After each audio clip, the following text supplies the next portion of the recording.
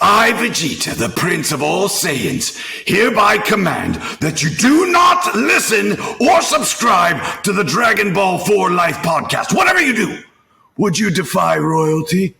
No! Bye!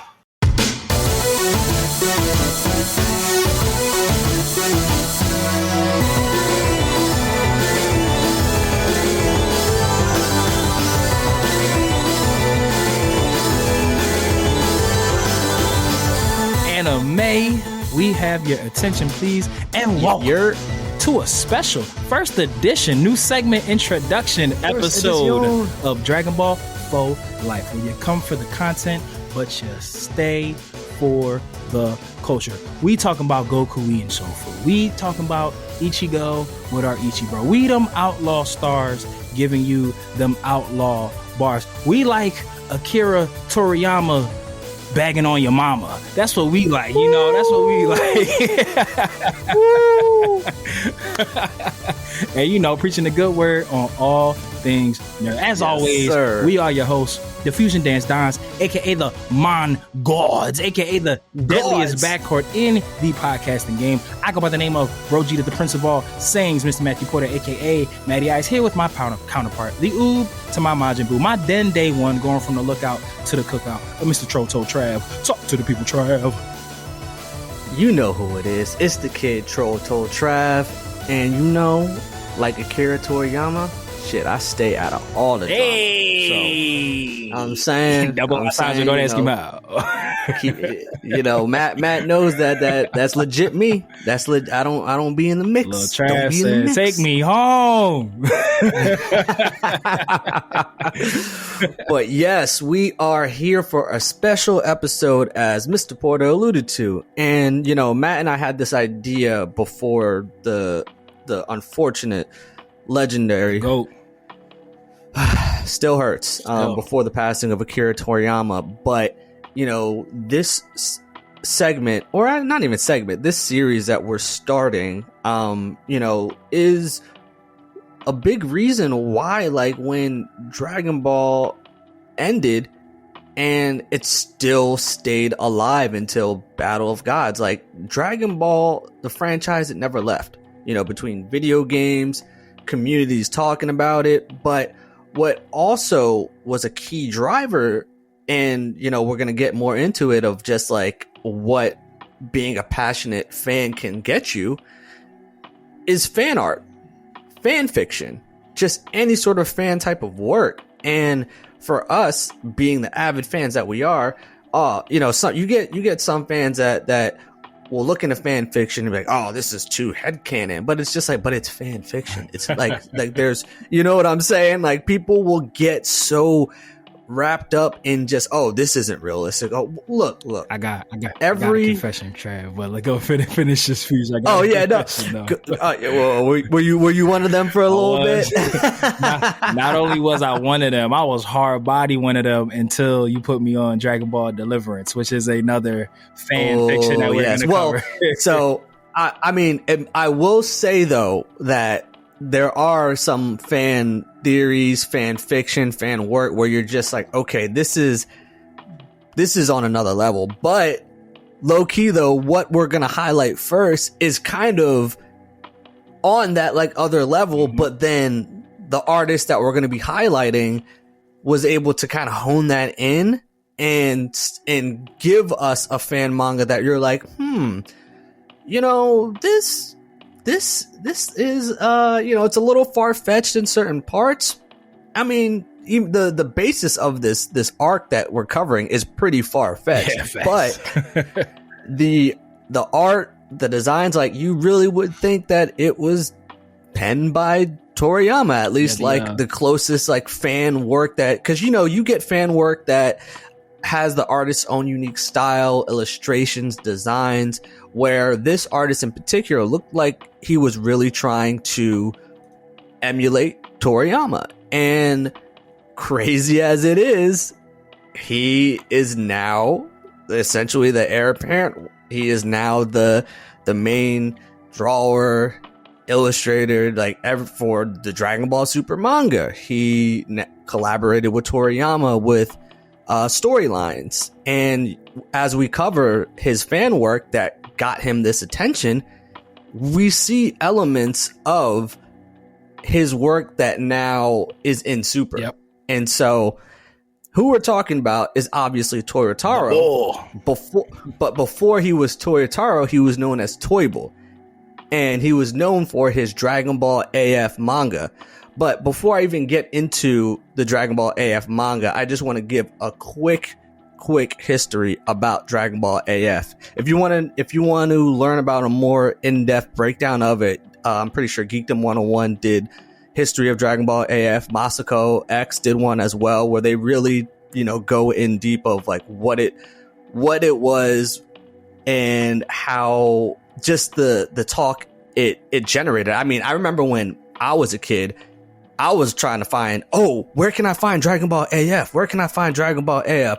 So before we even get into that, what even started the viral craze? And this was like, it went viral, but at the same time, this was not when internet was at the level it is now, where you could really fact check and source. And that's why it spread so quickly. That's why it was so believable. Yeah. And that's why people were, and also too, there was like an era where people thought it was like legit Toei, like Dragon Ball property. It was like, oh, y'all seen the new Dragon Ball? And I remember I was like, ain't no new Dragon Ball, bitch.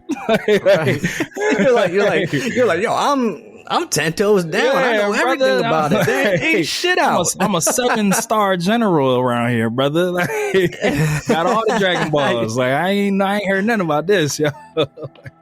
Right, you're just like, nah, like I don't think that was it. But so I'm going to, for those that are gonna see, and I don't know if you're gonna clip this, Mikey, you might, but I'm gonna share my screen so just to show some artwork that started the viral craze. Indeed. So yeah, because there were a couple in there, and it's funny. It's so funny because again, my introduction to AF is I had heard about it like when it was rumbling and people thought it was just like legit Toriyama artwork and everything, basically Dragon Ball just continuing and whatnot, what have you. And then being kind of, I wouldn't say I was a full-fledged anime insider back then, but I definitely knew more than the layman. Like I knew the reliable sources and the sites to search and is this real? Like the keywords to put into Google to figure out if this was like a real thing or not. So like once I figured out it wasn't, I kind of just left it out of my head. Cause again, at that time I was definitely a canon purist. Like any type of like side Dragon Ball content, I wasn't really trying to fuck with it. Super Saiyan 5, Time Cop Trunks, all that shit I fuck with now. Not gonna hold you. Xenoverse made me like a lot of the Time Cop stuff because that was a fun game. Well, some of the fan art got crazy. Remember like Super Saiyan 100, and it was just mad flowy yellow hair that just covered like all of the whole panel. It got crazy. But what I have up on my screen is the fan work that went viral. So what looks like a Super Saiyan 5 Goku is actually a fan character named Tablos. And the artist, his name is David Montiel Franco.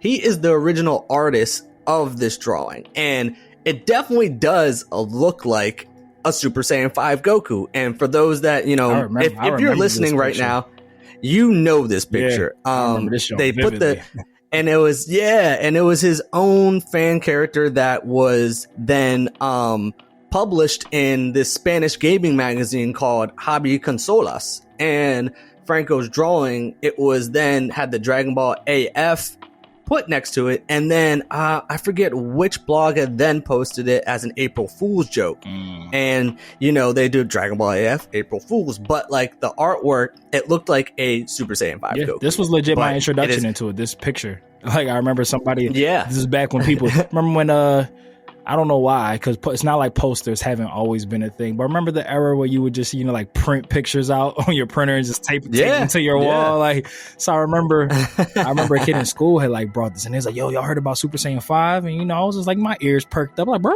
Super Saiyan 5? Because at that point, I had watched all the GT on the VHS tapes and whatnot, what have you, and was extremely disappointed.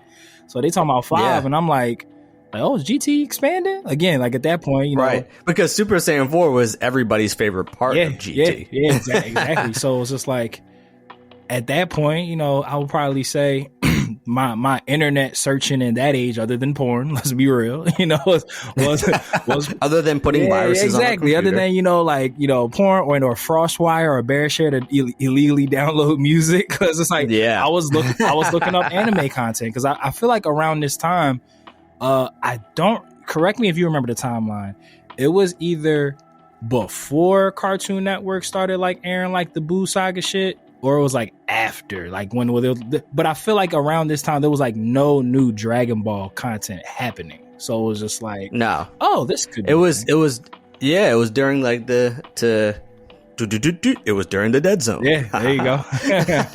Foreshadowing. But right. Hey, woo, Nelly is my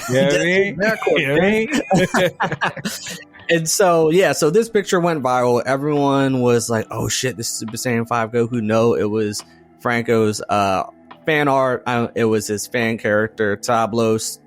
Literally, there was nothing else more from his work. That it was this just went viral. But the thing about this outfit and layout of Tablos, we see Toyble use the same like gi for Goku in his Dragon Ball AF, and so we're going to go to now Dragon Ball AF. So Dragon Ball AF, it starts after GT, but like pretty much immediately after GT. Yeah, it takes place immediately after GT, but the way it starts is pretty interesting, but also at the same time very fan manga.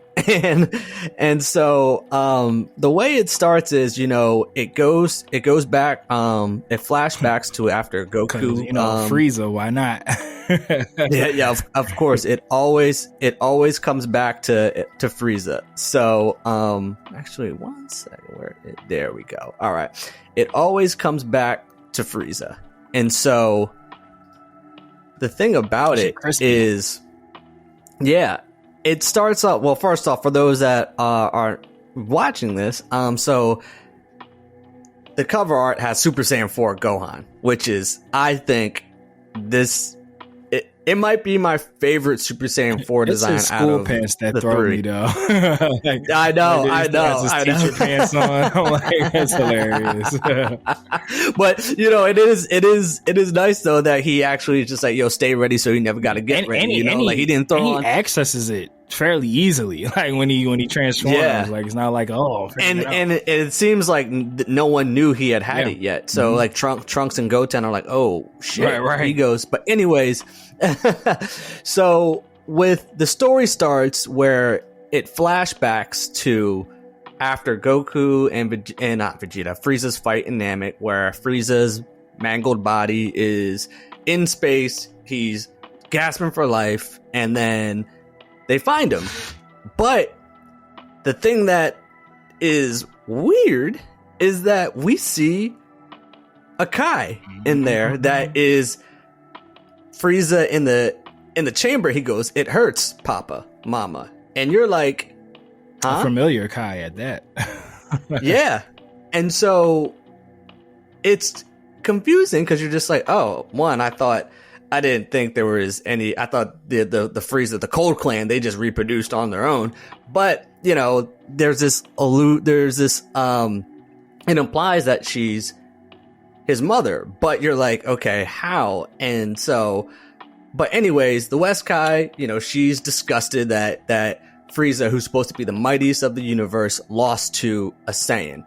But at the same time, though, it intrigues her because she says, well, if this Saiyan is now the mightiest of the universe, I have to find him before King Cold and the Cold Clan does, because they're obviously going to want to extract revenge and kill this Saiyan. And what's actually pretty cool and neat is that you see Cooler, and then you see Kuriza, the son of Frieza. You know it's not his official son, but like we've seen that fan character in fan manga and video games. So yeah, we see Kuriza. So obviously, so Toyble, you know, he's playing to, you know, us fans, And it's a good, and also too, we see the soldier that shoots at future Trunks when he arrives at Earth. You see that?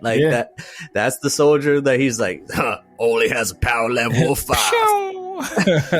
Which, like, when he said that, I'm like, oh, these people are they just saw him dismantle all of the soldiers, and then he said this guy only has a power level of 5. Like, no one was thinking like, are you sure this shit is working? Are you sure this shit is working? What's even funnier about that, now that you mentioned it, I never really gave any credence to it. Like, you can go back to the Raditz saga with characters hiding their power level from Scouters, and seeing how as Raditz was a subsidiary of the Frieza Force, as was Nappa, as was Vegeta, as was Poi Poi, as was Zarbon, as was Dodoria, as was the Ginyu Force, all of them, to the best of my memory, have had instances where they misread someone's power level. Why the fuck hasn't Frieza put just like, yo, don't be trusting y'all Scouters, they be hiding their power levels, yo? Why hasn't that edict been sent down like, hey, heads up, this particular group knows how to suppress their powers. Your Scouters might betray you. Yo, just a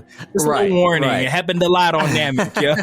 You can tell Frieza isn't having staff meetings a lot, yo. Yeah, I mean, like what are we talking about here? So it's just like, but yeah, so this Kai, who at the time we don't know her full identity yet. We obviously it's a Kai. I'm not gonna hold you that I didn't put the pieces together until it was put together for me later in the joint. I was like, oh shit, that is the West Kai. yeah, right. So it turns out it's the West Kai, but you hear her say that Goku is gonna be her key to the universe, and you don't know what that means. She just reroutes the ship or not even the ship, because she just leaves the ship to go find Goku, because I guess Frieza was gonna be her key to taking over the universe, but now that he got defeated, she's like, well, he ain't worth shit to me. So we fast forward to the end of GT, where everybody is there, there's peace and everything, and it goes through a recap. Accurate outfits. Yep. Goes through the recap of events that happened in GT, and it's just quick panels. But then, we get into modern day. Obviously Gohan is still knee deep in books as always, because of course it's Gohan. He's late for another lecture, whatever. So, everything is, he's got the characters down, we see Goten in his class, obviously, because at this point, Goten would be a college student. And, then there's something happening in the city. And so Gohan is like, hey, Goten, you're going to go check that out, which this was the first instance of Toyataro. Well, we're going to call him Toyble, because right now he was Toyble. Right. Toyble has incorporated something from his work into Super, which is Saiyaman. Goten being Saiyaman. Yep. Gohan is like, he even yells at Goten to go check it out, because he's still he's like, why are you bullshitting, man? Like, you over here trying to like talk and figure out when you're going to Shake Shack and shit. Like, I'm teaching class, my guy. You can go ahead. I'm passing this down on to you. Right. You're now Saiyaman. Like, I'm your brother. I'll just mark you as present, dog. Go ahead, get out of here. Right. And so he puts on and for this time around, though, obviously in Super they have new outfits. He basically has the same man outfit, except it says 3 on his helmet instead of, obviously, Gohan 1, Videl was 2, and Goten's now 3. Yeah, so he goes, but here's what's really funny, though. He goes to the city to check out the crime, and we got Pilaf, we got Old Mai, we got the Pilaf gang still at it. They're back to their old selves, trying to probably rob another bank, go to their riches. It's like you can tell Toyble was a student of the 1,000%. Game, because he's definitely still incorporating and this is why it probably got Toriyama's attention, because while it had a far-fetched premise, very it's authentic, still super authentic. Yes. Yes. Like the conversations, the story beats, like the quote unquote filler parts for side characters to get some, like the what was this, Mr. Papaya, or is Papaya Man, like all that shit felt like super on brand for like Dragon Ball content. Like when we like, you know how the start of most arcs you get like the slice of life parts before shit hits the fan. Like this is literally what this was. Like. That's what we exactly get, because Goten, he shows up and he's like, you know, he says his superhero saying, "Hey villains, prepare yourself. The great Saiyaman 3 is," and then here comes Majub as Papaya Man. And I love the fact that he is he comes in on Nimbus. You know, obviously he was Goku's protege coming in. Look, Toyble knew what he was doing, and that's why Matt and I, you know, Toyble is the living embodiment of when Matt says, "Yo, come get us." Come get him. Toyble is the living embodiment of that. They went and got him, bro. Exactly. So, like, that's why, you know, I can't ever knock any sort of one, because, like, I just love seeing people's interpretation and takes on things, even if they are super wacky. But this actually landed him probably his dream job, and now, you know, more than ever, it's really crazy how just life happens. And like, you know, he probably never one would have expected to even become just a full-time employee working on his dream franchise. But then, like, you know, with the unfortunate passing of Toriyama, now it's almost like, hey man, it's the heir apparent, like you said. Like, you got the keys. And when did AF come out? Do you know the year, or like when this started? When this came out, in the early 2000s. Okay, so 2003 it says. Yep. Hold on, episode. Oh, there's a live action version of AF the show ran from. Oh shit. It probably has. I've never. Yeah, it says Dragon Ball AF. The show ran from February 13th, 2010 to December 2nd, 2012 on Disney XD. It says 52 episodes. The fuck is this show? Nah, that's incorrect. Yeah, I'm like, what is this? Nah. Yeah, I was like, ain't no way. We had no idea of a 52 post GT. Like, nah, I'm very confused as to what this is. Yeah, I'm quite intrigued. I mean, fuck, if it's a real thing, we'll cover it. Yeah. So, you know, Papaya Man shows up, handles his business, and everybody's enamored. But then, you know, Goten's sick, because then he pulls out the superhero rankings, which is hilarious, because it kind of reminded me of One Punch Man in superhero rankings. But he's looking, Papaya Man is number 1. Mr. Satan is still the people's champ. He's number 2. And even Gohan, the originals are still up there. Yeah, 3 and 4, and they've probably been retired. But that was a whole mom and shit. Like,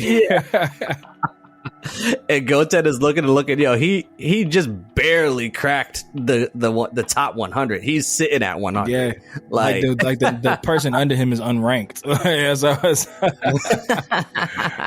Which I love, because I do feel like the GT Goten would have slacked, because he just seemed like he was very, very millennial. Was like, on the cell phone, sexing this girl in GT. Goten was just trying. He was an Earthling. Goten was an Earthling for sure. 1,000%. That's a perfect summation of Goten.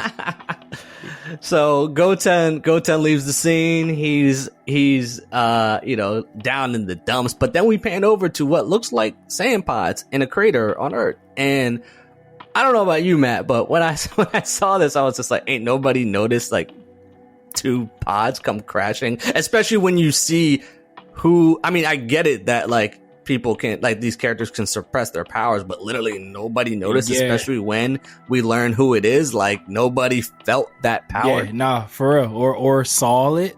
Like, you know, breaking right. Earth's atmosphere. Like, no one heard just an earthquake or fucking something. Dende, my G. Well, you're up top for that reason, bro. Like you're supposed you're supposed to be looking down, like surveying for threats. Like what were you doing? You didn't see that shit coming past the lookout? Yo, and before Battle of Gods happened, and before we learned about Kais and everything, yo, these so-called gods, because technically the Guardian of Earth is like a god. Yeah. Yo, y'all ain't getting performance reviews? Bro. Because between Supreme We've Kai, been talking about Shin, like his shitty performance for forever, for as long as this podcast has been active. Yeah. But so then we see who came out of the pods, and it's the West Kai and this character that looks like a Saiyan, who reveals himself to be Zykor, the son of Son Goku. And this is where it's like, what? Nani? We know Goku's a faithful man. Shit, he wouldn't even know how to cheat. He didn't even know.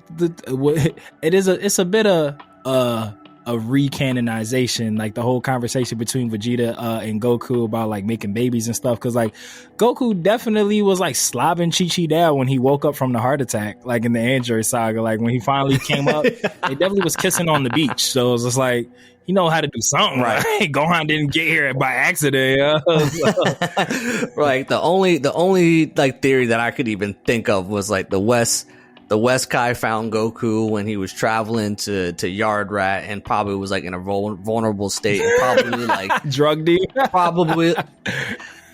Or like did some sort of technique where she was able to like get telekinesis, get his DNA and like, put it in her, so then she could give birth to Zykor, because he's half Saiyan, half Kai, which is technically half Saiyan, half God. Yeah, and not only that, like, I would imagine if I know like Namek blew up and stuff, but I'm pretty sure like they were literally bleeding and sweating and all over that planet, like his DNA's just out there. Like, yeah, that is a very good point. She could have just went to Namek before it exploded, and took a Kai cotton swab, right? And just was rubbing the shit out of the Namekian grounds, like, all right.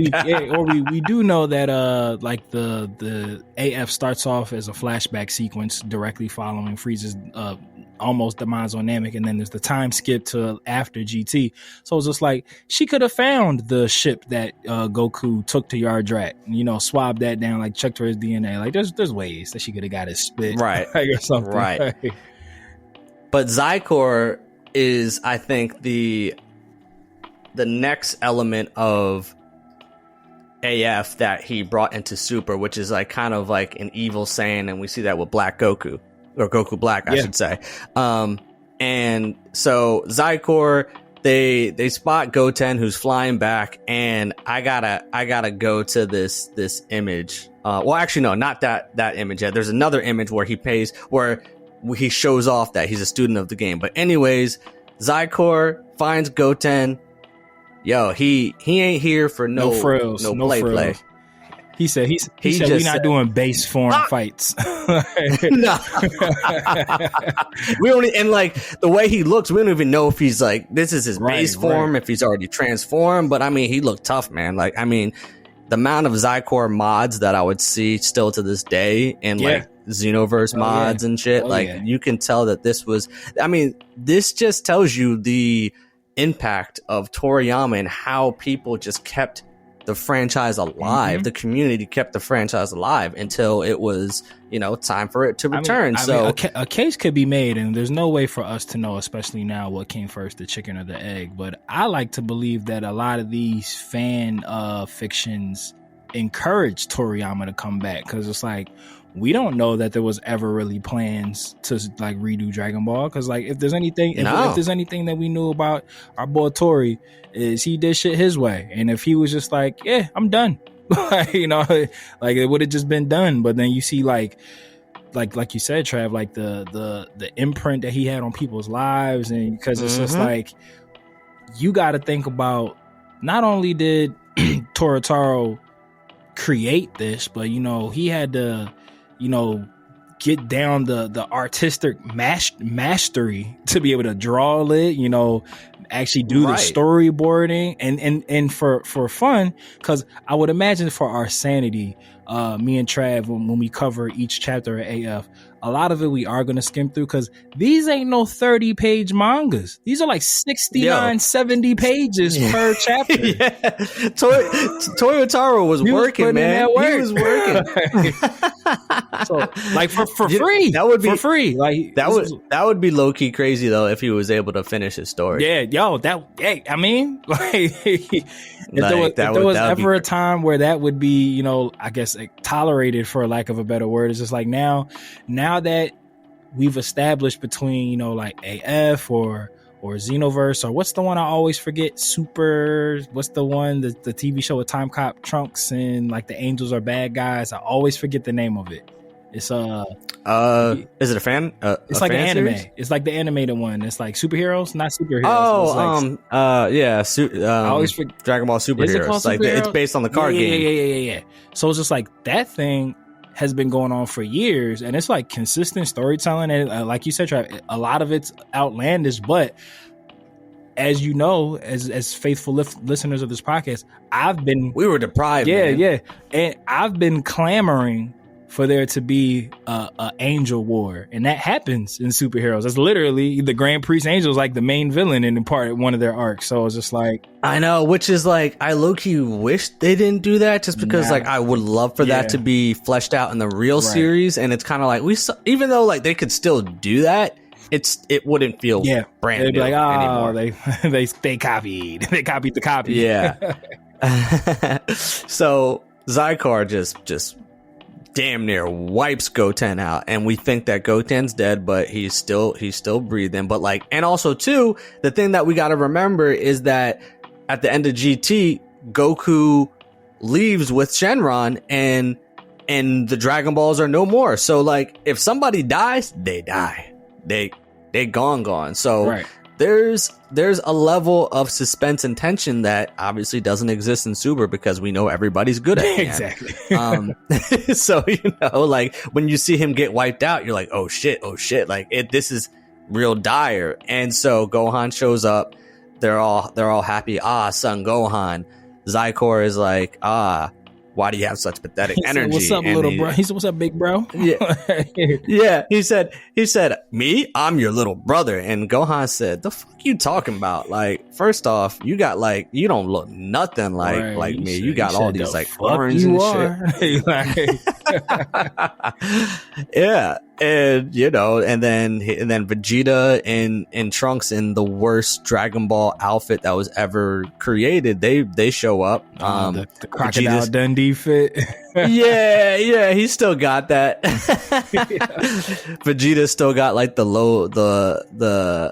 guile. Haircut. Yep. Definitely got the guile. So he reveals himself to be Zycor, and they still have no idea what the hell he's talking about. He says he's the strongest in the universe. He's a god. Hey, we got the introductions of gods here, man. Mm-hmm. Listen, I do love reading this back now that Super is, well, not completed, but now that Super has lasted for so long, it's like, oh shit, like, you would hear that Toyotaro was, you know, incorporating his own ideas, and you're seeing it. You know, you're seeing these things that are popping up within the actual series. So it makes you wonder, like, hey, are we gonna see like some of these concepts are wonky but cool. And so West Kai, it's still not revealed yet. It's the West Kai, but she just says, I am Zycor's mother. I am a goddess. Everybody's like confused as hell, like, yo, you not Chi-Chi. So, like, I don't know what you're talking about. You say you don't look like my mama. So then, you know, but Zycor is he's just moving. Look, he's doing instant transmission. His power level, and of course Vegeta, he hears him say, I'm the strongest in the universe, and Vegeta say, yo, don't be taking my life, bro. In the truest of blue Dragon Ball fashion, they still ain't letting Vegeta get nothing. Another example of Toyotaro being a student. You know what I did? You know what?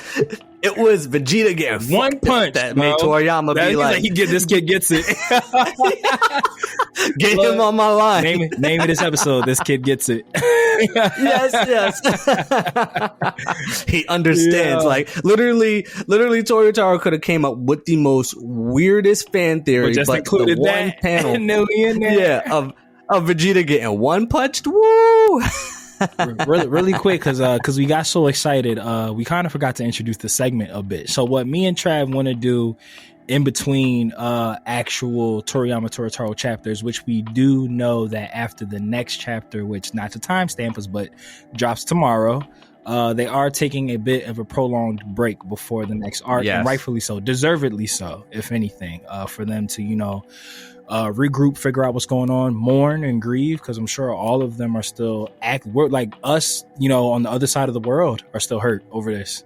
Like, and like more information's coming out. I'm not going to speculate on anything, but at the end of the day, someone that we all cared about and looked up to is gone. So, and I think too, it was said that they were aware of Toriyama's sickness, well, obviously, and so it seems like this was probably already were planning things, started putting things in motion. And then, I know a lot of fans, because, I've been checking the comments for like his tribute videos, and, just when posts go up with like people of note, and, a lot of fans have been saying like, hey, like, he's kind of been saying like, hey, my health isn't, he's downplayed it, but he was kind of saying like, hey, you know what, my health isn't the best. I'm not getting any younger. I'm going to start, delegating some things around and whatnot, what have you. So this, and we know that he was a very secretive person, and we've talked about the lack of leaks that usually come out from that camp. We get like the storyboards and stuff like that, but for the most part, we don't usually get like crazy spoilers. Like sometimes every now and again. So like I said, they could have been prepping for this for a long time, and we would have had no idea. But I digress. So what me and Trav wanted to do is to continue to give you guys content. We're obviously starting the Dragon Ball movie reviews, where we will be reviewing all 13 of the DB movies. But we also wanted to take this time to highlight fan fiction and people like us who took their love of what Toriyama has done for them and turned it into something that either it was widely regarded, maybe a little bit more unknown, maybe a sleeper pick. Looking at you, Deliverance, because goddamn, if that shit ain't the best fan fiction thing I've ever seen in my life, well, we gonna cover that. Gonna be great, man. But I would love to talk to them Trav's too. Ideas that we're gonna do a little segment DB4L, but we're gonna call it Fans for Life, where we're just gonna pretty much devote a couple episodes, probably more than a couple, but we're gonna pretty much find all like the fan favorite fan fiction. Maybe we'll uncover some ones that aren't as widely known, and give them their just dues and flowers. But I'm really excited about it because, like I said, the impact that this man has had on so many brilliant creatives, as we're y'all can't see it, but I'm sure Mikey will share a lot of these stills. Maybe we'll include some of the pictures in the posts. That'd be a cool thing to do. A little slideshow of some of the stills from that. That reminds me, I got to do Toriyama Tuesday. Like, not to timestamp myself again, but put that out there. But but I just wanted to take the moment for me and Trav to like actually introduce the segment for y'all. But we're going to be doing Fans for Life, covering fan fiction, Dragon Ball shit. It's going to be litty. Lit. A lituation situation, Well, thank you for covering that, because obviously I didn't mention what is this. We got excited, bro. We got excited. This is Fans for Life, and as we back to AF, this now, Mr. Porter, this is the panel that I wanted to show off. This is just you can tell, bro. Toyble Toyataro, he is a fan, because this is paying homage directly to Majin Vegeta. Sir. Like this, when I reread this, I'm like, yeah, there's a reason why he's working on the franchise now.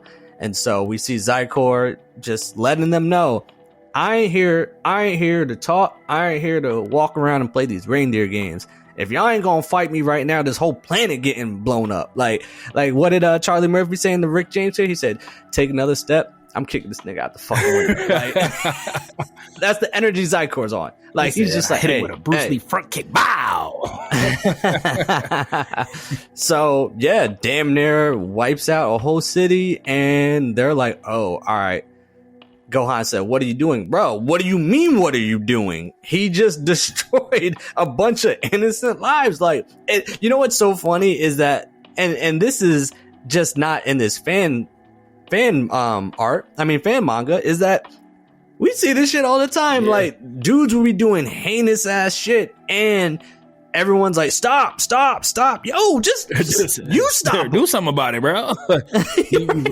He trying to tell you. You know what I really liked about the panel that you were showing that paid homage to Majin Vegeta is, I don't know if this was intentional, but I like how, for whatever reason, like, it's showing that like the energy wave is like emitting from like his whole arm, not just like the palm of his hand, and it just made me feel like it was so much stronger. Like, you see it, like it's like the blast is like coming from like off his whole arm as opposed to just the palm.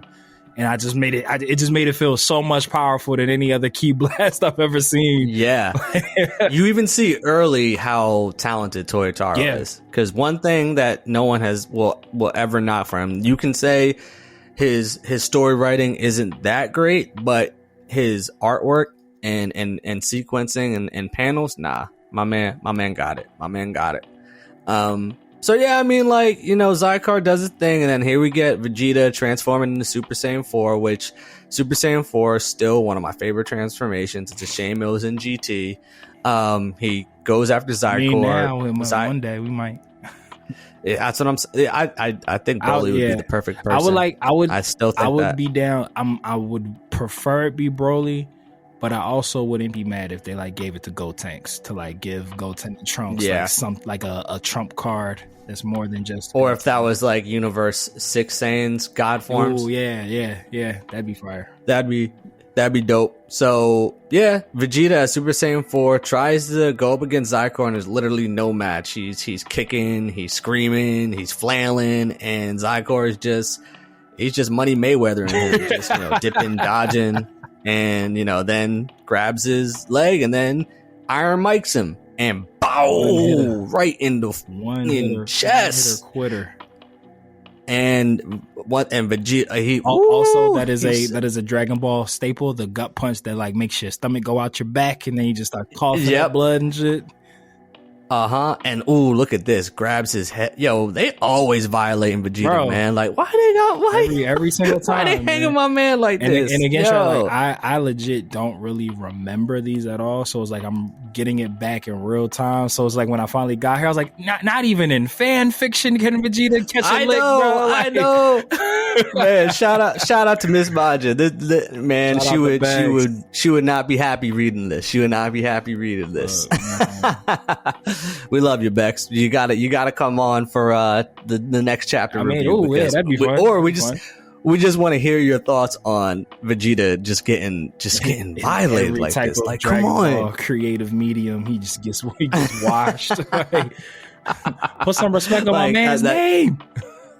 That's what we said. We said those were the panels that got Toriyama's attention. He said, "Oh, and then he throws him in the air, and look at this, yo! He about to. Well, you know, like, I support you, King is like a saying that made its way into the zeitgeist of pop culture. I feel like that sentence was made to stand in solidarity with Vegeta, because you know he's always calling himself Prince, and he's just beginning so downtrodden. Like, no, you know what? I support you, King. Like, I support you. Also, is it over? Not to the fist jumps.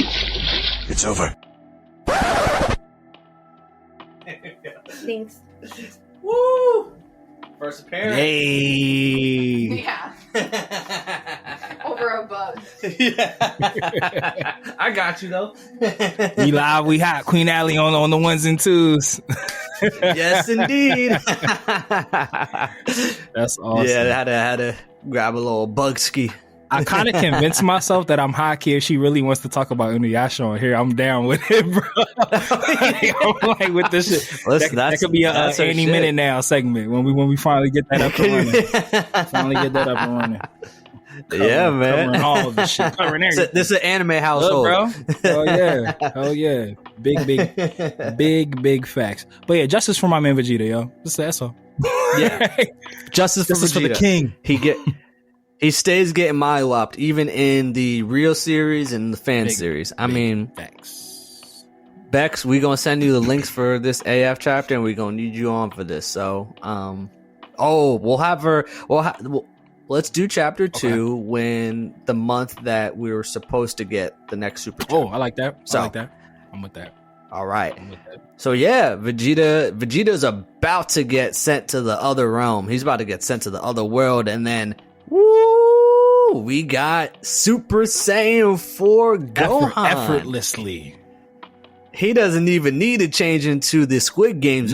He just transforms, and look, I love it, and it does. It isn't that far-fetched to think that he would be able to get this, because when Goku at the end of GT, he doesn't even go to the other world. He goes to a realm beyond the other world, beyond Hiffle. Like, nobody really knows where he's at this moment. I really like that with about, I thought, I agree. I think one of the high moments of GT was actually the ending. I thought the ending was for what it's worth, was pretty well done. And I thought like that, like closing off of saying like, hey, like Goku, it's about time that we no longer rely on Goku. And it made sense that like, all the, any of the travesties that have happened on Earth, characters were tied to, trying to target Goku. And,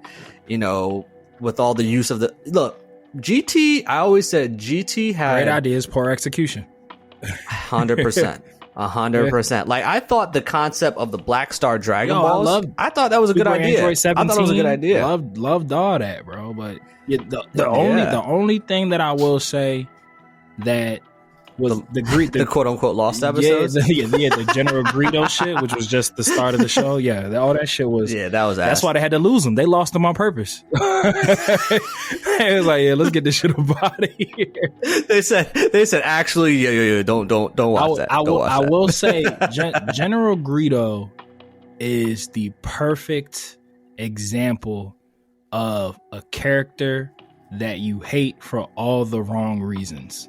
Like, it's just like, like he's getting all the hate. So like the creators are like, they're hating him. Like, we want them to, it's like, nah, cause he's fucking trash, yo. It's not like, he's a great villain. I hate him. It's like, bro, why are you wasting my time? Right. Or like, I'm not hate watching this. I just really just don't like this. I'm watching this hoping it gets better. Like, that's like, right. Like, I'm giving you, like, you're really pulling at my fandom. Yes. I'm giving you grace because of what Dragon Ball meant for me, but you're testing my loyalty, dog. right.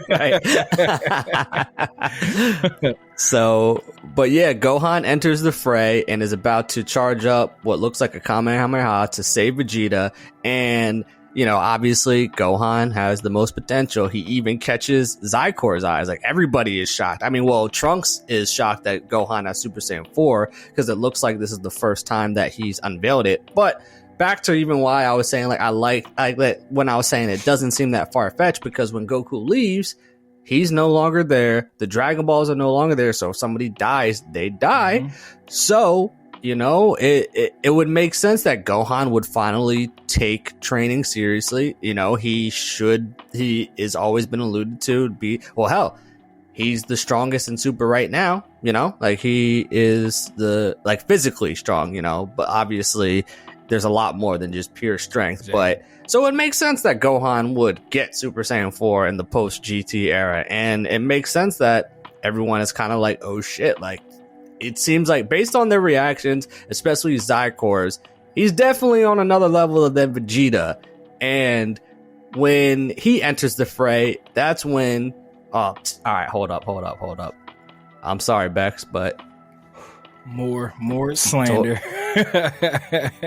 Toyataro, he really is Toriyama's heir apparent, because damn, he really violent. Nah, wait, my man's was about to like crush his skull. Was on something like, hey, somebody do something. Like, you want me to stop? Do something. Like, he said, "Yo, you want to see his brains like looking like porridge on this ground? Come on." Like, look at this. Like, he said, right on his dome. Said, call me Goldilocks because this bowl of porridge about to be just right. He said, you want it cold, warm, or hot?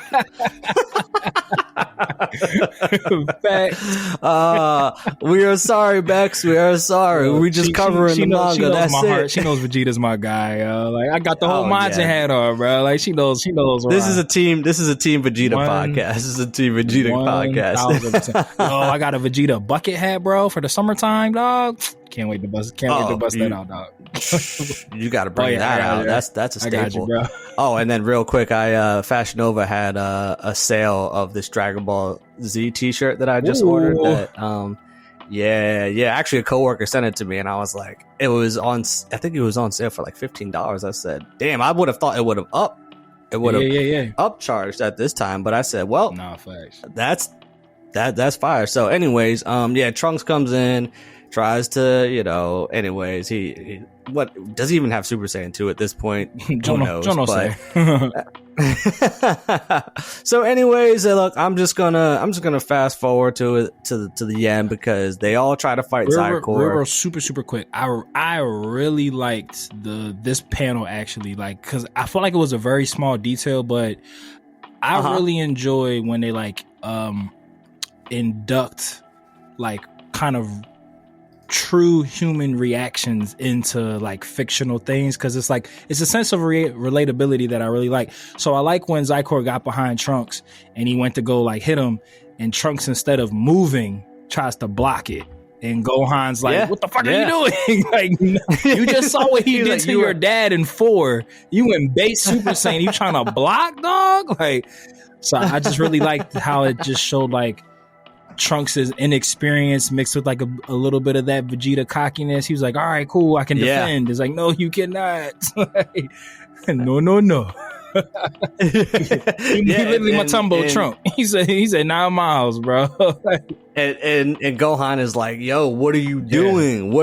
But this tells you though how strong Zycor is, because they're frozen in fear, because obviously Gohan, why are you telling them to stop? Go fight. You're the strongest. And look at this shot. I thought Trunks' life was done. Cooked, I thought he was cooked. But then, here comes Gohan, and once again, you can tell it's clear that Gohan is the strongest, because he's the first fighter to get a hit on Zycor. Look at that. Yep. Right on him. And it seems like now Zycor's having fun, and it looks like, Gohan's putting up a fight, and everyone is like, oh shit, do we have a chance? And then he's like, nah, come on, I'm just getting warmed up, boy. And Gohan's like charging up, and everybody's watching, and the West Kai is like, yes, this is what I'm trying to see. And finally, this is where it's revealed that it is West Kai, because we pan over to Kibito Kai, because this was around the time when they did not say that this is when could be undone. Katara earrings wasn't permanent. Yeah, this anymore. Was back when fusions were still permanent. So else. Oh, you know what? Listen, Toyble, Toyataro, you were, listen, man, you know what you were doing, because there was a lot of nice Easter eggs here, because we got Tapion, and how do you pronounce his brother's name? Minnesota? That's how I always Mitsubishi. That's yeah, we're gonna call him Mitsubishi. Maserati. Was it Monashiro cherries? Yeah. We got Tapion training with the old Kai. He's on one hand balancing a block of Kachin. And so, it's just another nice Easter egg. Minor critique, because these are in black and white.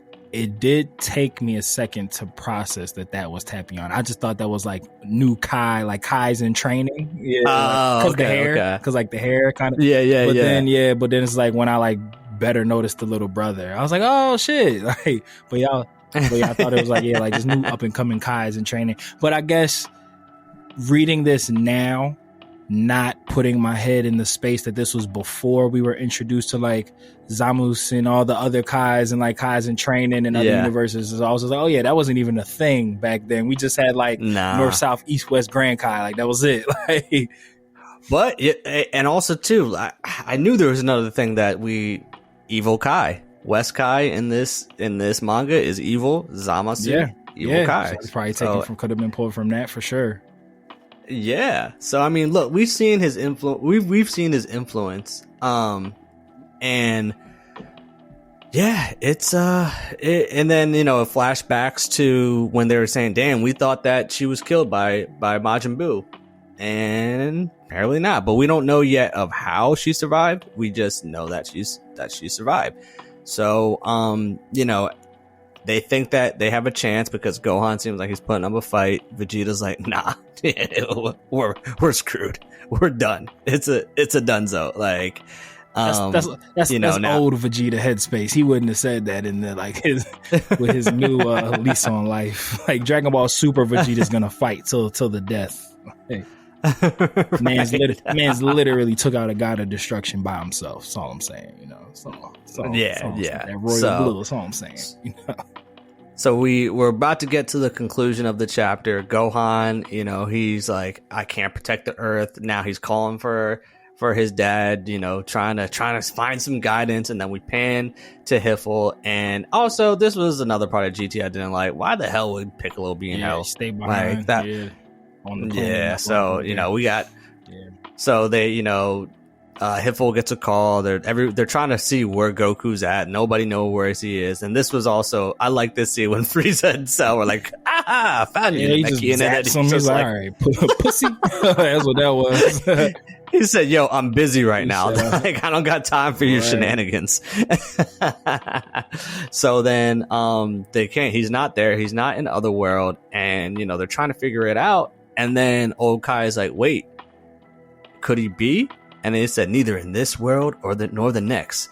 In a world not in the realm of the Kaioshin. And you just see this, like, it looks like a bagel. Yeah. And then there's some world where it's alluded to, like the dragons live or whatever. But we got Goku, and he brought a training partner with him, Mr. Pikkon. You know what I would have liked, and again, because I don't remember this at all, they could. I would have really liked, HFIL is obviously like hell, or supposed to be. I would have really liked if like this world that Goku and Pikkon is like was some type of anagram or acronym for like heaven, like kind of like just like heaven be, because like they never refer to like the other world as like heaven. It's always like the other world, like or like the lookout is the lookout, but it's like, well, you have a hell, but you don't really ever use like the term heaven, and I'm sure it's probably like for religious reasons and whatnot. But I thought that would have been, I thought that would be like a little cool thing if that's like, oh, the realm beyond the realm, like the actual paradise in the sky type time. I just thought that'd be cool. Yeah. So and you notice he has on the Tablos. Yeah. Yep. Yeah. Yeah. So the chapter concludes that Goku is in this other realm that we don't know. He brought. Why didn't he bring Piccolo? Why'd you go grab Piccolo? Like why? Yeah, because Pikkon be in the HFIL. He was like patrolling when shit would get out of hand. They would send Pikkon down there to calm the riot. Like he was already plugged in for that in Dragon Ball. They already did it, but it's cool. I get it. Fine. So that's how Dragon Ball AF Chapter 1 ends. So I'll lead this one, Matt, and ask the question out of 7-star Dragon Balls. What do you So I would have said 6, but the disrespect to my man Vegeta, they got to get docked. So I'm gonna go 5 because I am really enjoying like essentially doing this again in real time, and I think it's kind of it was fun, and I have a different appreciation of it after the fact because, like you said, there's so much influence of what Toyataro does now that was here. Yep. That is like it's really cool when you get to see like if a skateboarder somehow stumbled into some old VHS tapes of Tony Hawk as a teenage skater, I'm pretty sure that would be like nirvana for them. So getting to see Toyataro, who again all signs are pointing to is gonna take on the mantle as we move forward in this DB space. Seeing him from his, I won't even call him humble beginnings, because that shit's fire. Like, this shit looks real. Like, it looks real. It reads real. Feels real. So, but just seeing looking at the property that got him the job, and now that we've gotten to know him for so long, for so many years at this point, it's cool. It's like living history, reliving history, right? Which is dope. So yeah, I'm gonna give it a 5. Like I said, would have been a 6, but disrespecting my mans. Yes, I'll go 5.5. Okay. Because I was same wavelength, was gonna go 6, but when I reread when I re-brought up those panels, I said, yeah, they really fucked them up. Zykor's chin spikes is a weird choice for me. Like it does kind of. It takes me out of it a bit. Like, I don't mind like the knuckle diamonds or whatever the fuck those are, but yeah, like just those two. Because weirdly, it reminds me, super deep cut. It reminds me of the guy Spike from Ben 10. He was like he was basically like part porcupine, part human, and he had like quills coming out of his chin, and it's just like. Makes me think of that. I don't think it was a good aesthetic look, but it did make him look like more evil. But it wasn't. And then West Kai don't got that, so it was just like, where did the if you're supposed to be Goku's son, who in the gene pool has porcupine spikes? Like, yeah, we gotta check the family tree of Kais and see where the recessive gene is. Right, facts. Like what Kai had spikes on their chin? It went from being on the chin to their hair standing up, I guess. Like, metamorphosis, baby, evolution. And then with Zykor's hair being that silverish, you wonder if took inspiration for that for Ultra Instinct. You never, so much stuff. Hey, this was fun. I'm really going to be looking forward to, because there's we got Deliverance, we got Dragon Ball Kakame, we got shit to cover. So I hope y'all enjoyed. Oh, what's up? Because you've been talking about doing this anyway. We should rewatch Dragon Ball. Yeah, we should rewatch Dragon Ball. Cover it on the pod. Hey, content gonna be fun, man. Big facts. Big facts. We keeping exclusive. Yeah. Breaking though we never need to do that. But. Big facts. I feel like that'd be fun. I mean, like our brother Eric says, legends never die. So never die. I'm trying to build. But take us home, Mr. Porter. Good buddy. Lifers. We call you guys the Lifers because you quite literally put the L into DB for L. But we know that we cannot build this spirit bomb without you. So if you would lend us your energy by way of likes, subscribes, listens, reviews, recommendations, and all that jazz. And the easiest way to do so is by clicking the all-powerful link tree of might in the episode description below. And like we always say here, in the Kame house that Toriyama built, whether you watch it or you read it, we all need it. So open up your nerd eye, and we will see you next time on Dragon Ball for Life. Dodon Ray. Shout out to super producer Mikey and Paul. We love you, Mikey. And shout outs to Yali. All caps. Inte. And Anji. Anchan. Later, nerds. We out. Bow.